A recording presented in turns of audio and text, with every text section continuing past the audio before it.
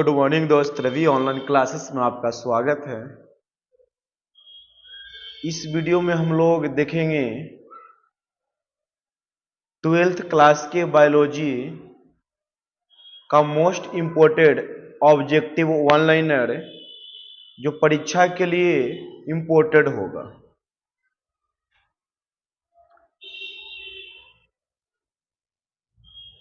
पहला क्वेश्चन है, पुष्प के नर जनन अंग का प्रतिनिधित्व कौन करता है? पुष्प के नर जनन अंग का प्रतिनिधित्व कौन करता है? तो एक पुष्प के 4 भाग होते हैं। एक पुष्प के 4 भाग होते हैं, बाह्य दलपुंज, दलपुंज, पुमंग और जयांग। बाह्य दलपुंज, दलपुंज को सहायक अंग कहा जाता है। बाह्य दलपुंज और दलपुंज को सहायक अंग कहा जाता है। और पुमंग और जयांग को आवश्यक अंग माना जाता है। तो पुष्प के नर जनन अंग का प्रतिनिधित्व कौन करता है? तो पुमंग करता है। पुमंग पुष्प का नर भाग होता है।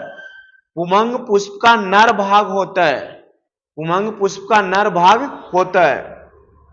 112 लघु बीजाणुओं के निर्माण के लिए 112 लघु बीजाणुओं के निर्माण के लिए लघु बीजाणु मातृ कोशिकाओं में कितने अर्धसूत्री विभाजन होंगे? याद रखिएगा, जब भी लघु बीजाणुओं की मातृ कोशिकाओं की संख्या पूछेगा तो 4 से डिवाइड कीजिएगा, तो कितना हो जाएंगे? 28। कितना हो जाएगा? 28। क्वेश्चन नंबर 3, निभाग किसमें पाया जाता है? निभाग किसमें पाया जाता है? तो निभाग बीजांड में पाया जाता है। निभाग बीजांड में पाया जाता है। सालिबिया में किसके द्वारा परागण होता है? सालिबिया में किसके द्वारा परागण होता है? तो सालिबिया में कीट परागण होता है। सालिबिया में कौन सा परागण होता है? तो कीट परागण होता है।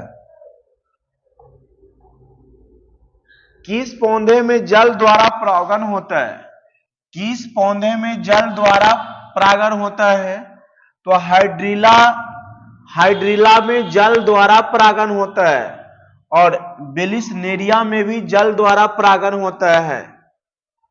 किन पादपों में दोहरा निषेचन होता है? किन पादपों में दोहरा निषेचन होता है? तो आवृत बीजी में दोहरा निषेचन होता है। जो हमारे 12th एग्जाम 2026 में देना है, उनको VBA इंपोर्टेड क्वेश्चन के लिए आप पीडीएफ ले सकते हैं। फ्री में आपको हम पीडीएफ देंगे। इस नंबर पे मैसेज करके लिखिएगा, सर हम 12th क्लास का स्टूडेंट हैं, मुझे बायोलॉजी का पीडीएफ, इंग्लिश का पीडीएफ, हिंदी का पीडीएफ, फिजिक्स का मोस्ट इंपोर्टेंट क्वेश्चन लिखा जा रहा है आपको लिए, तो मैसेज कीजिएगा, आपको पीडीएफ मिल जाएगा मेरे दोस्त। क्वेश्चन नंबर 7 देखिएगा, आवृतबीजी पौधों का भ्रूण कोश कैसा होता है? आवृतबीजी पौधों का भ्रूण कोश कैसा होता है? तो त्रिगुणित होता है। त्रिगुणित होता है। आवृतबीजी पौधे का भ्रूण कोश कैसा होता है? तो त्रिगुणित होता है। कौन सा फल कूट फल के नाम से जाना जाता है? तो याद रखिएगा, सेब और स्ट्रॉबेरी कूट फल का उदाहरण है। सेब और स्ट्रॉबेरी कूट फल का उदाहरण है। टेस्टोस्टेरोन हार्मोन का स्रावन किन कोशिकाओं द्वारा होता है? टेस्टोस्टेरोन हार्मोन का स्रावन किन कोशिकाओं द्वारा होता है? तो लिंडिंग कोशिकाओं द्वारा। इंपोर्टेड क्वेश्चन है, तो इसे याद रखिएगा। क्वेश्चन नंबर 10 देखिएगा, स्त्रियों में आवर्त चक्र सामान्यतः कितने दिनों तक होता है? दोस्तों, स्त्रियों में आवर्त चक्र सामान्यतः 28 दिनों तक होता है। 28-29 दिनों का होता है। स्त्रियों में पहले बार मासिक चक्र का आना मीनार्क कहलाता है। स्त्रियों में पहले बार मासिक चक्र का आना मीनार्क कहलाता है। पता है कि 11 वर्ष की अवस्था में बालिकाओं में किशोरावस्था के शुरुआत से जैसे ही अंडाणु परिपक्व होने लगता है तो अंडाणु परिपक्व के दौरान फिर हमारे मासिक चक्र स्रावित होने लगता है, क्योंकि अंडाणु परिपक्व मासिक चक्र के 14वें से 16वें दिन तक 16वें दिन में फलोपिया नलिका में आ जाता है। फलोपिया नलिका में आने के बाद वहां पे शुक्राणु से निषेचित नहीं होता है तो वह खराब हो जाता है और गर्भाशय में जो हमारे कोशिकाओं परत निर्मित होती है गर्भाशय में, वह टूट के मासिक चक्र 28वें दिन बाहर निकलता है रक्त स्राव के माध्यम से। प्रसव के समय गर्भाधारण में संकुचन में कौन सा हार्मोन प्रेरित करता है? प्रसव मतलब डिलीवरी के समय गर्भाधारण के संकुचन में कौन सा हार्मोन प्रेरित करता है? तो ऑक्सीटॉसिन हार्मोन हमारे महिलाओं को डिलीवरी के समय प्रेरित करता है, संकुचन करता है, शरीर का वेग देता है, ऑक्सीटॉसिन हार्मोन। एमटीपी का पूरा नाम क्या है? तो एमटीपी का पूरा नाम होता है medical termination of pregnancy. IVF तकनीक का पूरा नाम क्या है? तो इन विट्रो फर्टिलाइजेशन। याद रखिएगा, आईवीएफ का पूरा नाम क्या है? In vitro fertilization. प्रभावित एवं पृथक्करण के नियमों का प्रतिपादन किसने किया? तो मेंडल ने। प्रभावित एवं पृथक्करण के नियमों का प्रतिपादन किसने किया? तो मेंडल ने। मेंडल के द्विसंकरण का फिनोटाइप का अनुपात क्या है? तो फिनोटाइप का अनुपात द्विसंकर में पूछेगा 93:31 याद रखिएगा। द्विसंकर में पूछेगा फिनोटाइप का अनुपात तो 93:31 याद रखिएगा। मनुष्य में संतान के लिए लिंग का निर्धारण किसके लिंग गुणसूत्र से होता है? तो मनुष्य में संतान के लिए लिंग का निर्धारण उसके पिता के गुणसूत्र पे होता है, उसके पिता के। क्योंकि पुरुष के पास जो हमारे नर के पास होता है XY होता है, 22 + XY होता है। स्त्री के पास 22 + XX होता है। 22वां क्रोमोसोम दोनों का सेम होता है, जिसे आइसोटोप कहा जाता है। तो पिता के गुणसूत्र पे संतान का लिंग निर्धारण किया जाता है। टर्नर सिंड्रोम किस विकार का उदाहरण है? टर्नर सिंड्रोम किस विकार का उदाहरण है? तो गुणसूत्रीय। किसका उदाहरण है? गुणसूत्रीय। क्वेश्चन नंबर 18 देखिएगा, किसने पुष्टि क्रिया की डीएनए का आनुवांशिक पदार्थ है? क्वेश्चन तो मिक्स है। किसने पुष्टि किया, क्रिया नहीं होगा, पुष्टि किया कि डीएनए आनुवांशिक पदार्थ है? तो डीएनए सबको पता है, डीएनए एक आनुवांशिक पदार्थ है, डीऑक्सीराइबोन्यूक्लिक अम्ल। तो हर्षवर्ध चेंज ने द्विकुंडलित मॉडल किसने दिया? डीएनए का द्विकुंडलित मॉडल किसने दिया? तो वाटसन एवं क्रिक ने दिया 1953 ईस्वी में। डीएनए फिंगरप्रिंटिंग तकनीक की खोज सर्वप्रथम किसने किया? तो अलेक जेफ्रे याद रखिएगा। डीएनए फिंगरप्रिंटिंग तकनीक का खोज सर्वप्रथम किसने किया? तो एलेक जेफ्रे। फिंगरप्रिंटिंग का उपयोग कहां किया जाता है? तो फिंगरप्रिंटिंग का उपयोग हमारे अपराधियों को पता करने में, बलात्कारियों को पता करने में, भुलाए हुए संतानों को पता करने में, ऐसे जगह पे हमारे फिंगरप्रिंटिंग का उपयोग किया जाता है।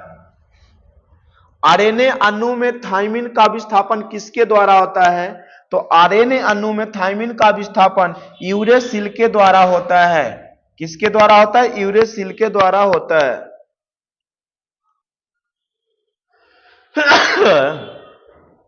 मिलर के प्रयोग में हाइड्रोजन, अमोनिया और मीथेन का अनुपात क्या है? तो मिलर के प्रयोग में हाइड्रोजन, अमोनिया और मीथेन का अनुपात जो है 2:1:2 है। मछलियों के पंख एवं भेल के चप्पू का क्या दर्शाता है? मछलियों के पंख एवं भेल के चप्पू क्या दर्शाता है? तो समरूपता दर्शाता है। क्या दर्शाता है? समरूपता। प्राकृतिक चयन सिद्धांत किसने प्रतिपादित किया था? तो प्राकृतिक चयन सिद्धांत का प्रतिपादन पता है कि डार्विन ने किए थे। प्राकृतिक चयन सिद्धांत किसने प्रतिपादन किया? तो डार्विन ने। उत्परिवर्तन सिद्धांत किसने प्रस्तुत किया?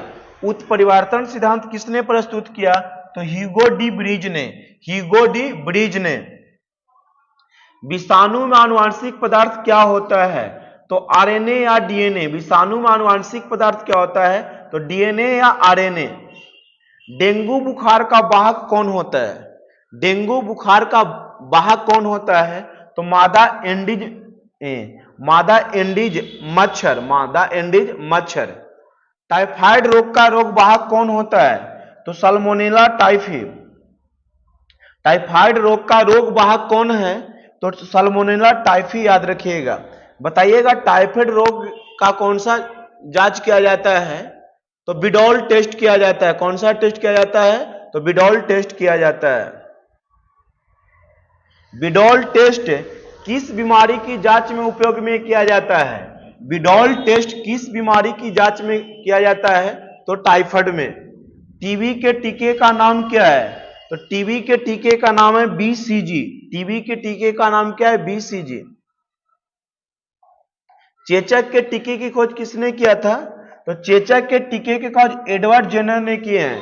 चेचक के टीके की खोज किसने किए हैं? तो एडवर्ड जेनर ने किए हैं। बैक्टीरिया द्वारा किण्वित फूले हुए आटे का उभरा हुआ रूप किस गैस से बनने का कारण होता है? बैक्टीरिया द्वारा किण्वित फूले हुए आटे का उभरा हुआ रूप किस गैस से बनने का कारण होता है? तो कार्बन डाइऑक्साइड के कारण। कार्बन डाइऑक्साइड के कारण। एलिसा परीक्षण किस बीमारी के जांच में किया जाता है? तो एड्स का। यूक्राइड इम्यूनोडिफिशियेंसी सिंड्रोम एड्स का फुल फॉर्म है। पेनिसिलिन की खोज किसने किया था? तो अलेक्जेंडर फ्लेमिंग ने। अलेक्जेंडर फ्लेमिंग ने। गोबर गैस का मुख्य घटक क्या है? गोबर गैस का मुख्य घटक क्या है? तो मेथेन। क्या है? मेथेन। मेथेन। नाइट्रोजन का स्थिरीकरण करने वाले जीवाणु का नाम क्या है? तो नाइट्रोजन का स्थिरीकरण करने वाले जीवाणु का नाम है राइजोबियम एनाविना माइक्रोराजा। सब हो जाएगा। राइजोबियम एनाविना और माइक्रोराजा तीनों होता है जो नाइट्रोजन को स्थिरीकरण करता, मिट्टी में मिलाता, मिट्टी की उर्वरता बढ़ती है। बीटी जीव विष किस जीवाणु द्वारा उत्पादित होता है? तो बैसिलस यूरिथ्रोजेनिस के द्वारा। बैसिलस थुरिजिनियस के कारण। कौन सा एंजाइम डीएनए को विशेष स्थान पर काटता है? तो प्रतिबंधन एंडोन्यूक्लियेज एंजाइम। कौन सा एंजाइम डीएनए को विशेष स्थान पर काटता है? तो प्रतिबंधन एंडोन्यूक्लियेज। कौन सा एंजाइम डीएनए खंड को जोड़ता है? तो लाइगेज। क्या हो जाएगा? लाइगेज। आणविक कैंची किसे कहते हैं? तो प्रतिबंधन एंडोन्यूक्लियेज को कहते हैं। बीटी कपास किस प्रकार का पादप है? तो परजीवी। क्या है? परजीवी। बीटी कपास किस प्रकार का पादप है? तो परजीवी। बीटी कपास में कीटनाशक रूप में क्या प्रयोग होता है? तो प्रोटीन। बीटी कपास में कीटनाशक रूप में क्या प्रयोग होता है? तो प्रोटीन याद रखिएगा। गोल्डन राइस की क्या विशेषता है? तो बीटी कैरोटीन, विटामिन ए और बासमती। भारत में किसे परिस्थिति के जनक के रूप में जाना जाता है? तो रामदेव मिश्रा को। खाद्य श्रृंखला के आधारभूत इकाई क्या होता है? खाद्य श्रृंखला की आधारभूत इकाई क्या होता है? तो उत्पादक के रूप में पेड़ पौधे हैं। पारिस्थितिकी तंत्र में ऊर्जा का प्रवाह कैसा होता है? तो एक दिशिक होता है। सुंदरबन राष्ट्रीय उद्यान कहां स्थित है? तो पश्चिम बंगाल में। दुधवा राष्ट्रीय उद्यान कहां है? तो उत्तर प्रदेश में पूछे जाते हैं, याद रखिएगा। तो मिलते हैं इसका फिर सब्जेक्टिव पार्ट में। ऐसे ऐसे यहाँ पे वीडियो पाने के लिए मेरे सब्सक्राइब कीजिएगा मेरे चैनल को।